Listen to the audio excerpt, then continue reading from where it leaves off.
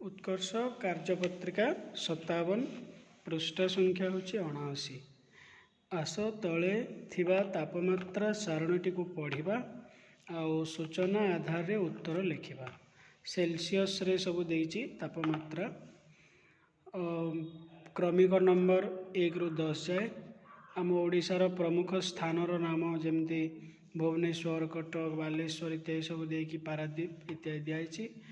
आउ बार रविवार, सोमवार, मंगलवार, बुधवार कर शनिवार जाए दिखाई। आउ प्रत्येक बार रे सर्वोच्च केते रहिला तापमात्रा, सर्वनिम्न केते रहिला तापमात्रा। माने जदि आमे जानिबा रविवार दिन भुवनेश्वर सर्वोच्च तापमात्रा केते थिला 39.4 डिग्री सेल्सियस। सेमती सर्वनिम्न केते थिला 27.8 डिग्री सेल्सियस। ए अनुसार सबतक देइछि। वर्तमान आमे देखिबा सारणीटी रे कोन प्रदर्शित होईछि। कोन प्रदर्शित होईछि तापमात्रा।